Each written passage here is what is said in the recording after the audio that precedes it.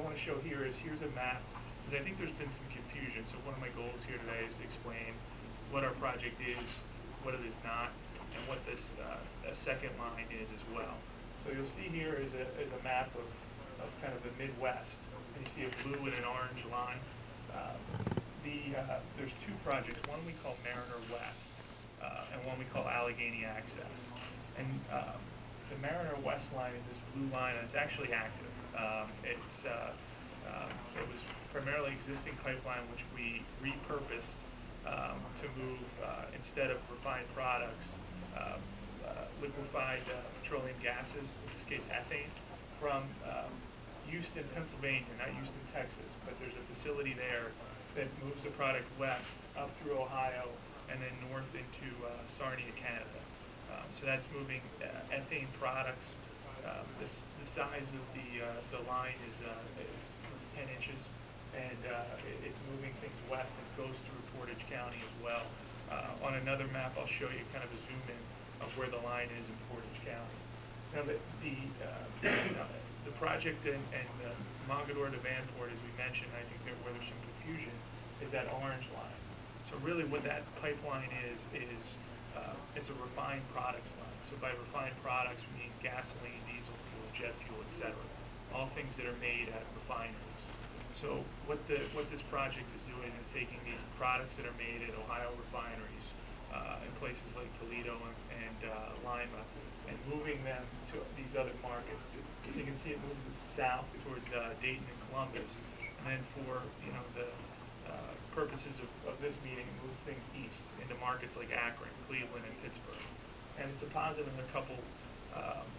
for a couple of things. One, for Ohio and jobs in Ohio, it gives additional markets to these refineries. In the past, a lot of product had flowed from the East Coast west. Now this is a dedicated source to move product east into markets and product that's produced at refineries in Ohio.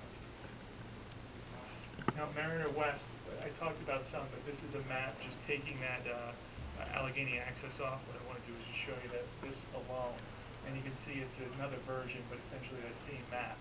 So you see it's a 10-inch pipeline as it moves through Portage County, and another section of it is 8-inch, and it's operational as of December 2013.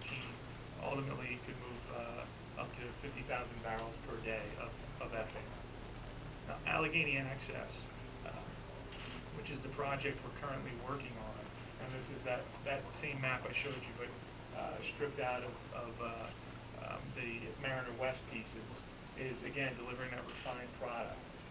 The total capacity, the goal is 85,000 barrels per day, and it's a 12-inch line. One thing, sometimes a picture can say 1,000 words, but this is a 12-inch line. So this is the type of line it would be, the steel line. This piece was actually made at a U.S. steel plant, and the coating you have is what Finn's had talked about, all the pipelines coating. Now this piece isn't going in the ground, but it's kind of the floor model just to show folks essentially what the pipe is.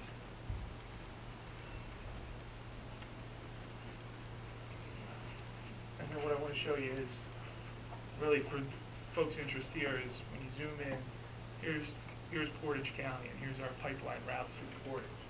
And again, I put both pipes on there.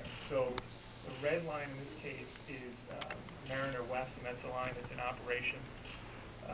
That line was an active line for a number of years, and was the one that was recently repurposed. That blue line, as you see, would be the Allegheny Access line, and the one that we're currently working on that project and looking to construct that new line. Now, for this line across Ohio, across Pennsylvania, and in Portage County, what we're doing is we're trying to utilize the existing right-of-way, also known as an easement. So we're trying to use that same right-of-way as much as possible to lessen kind of impacts on the construction of the line.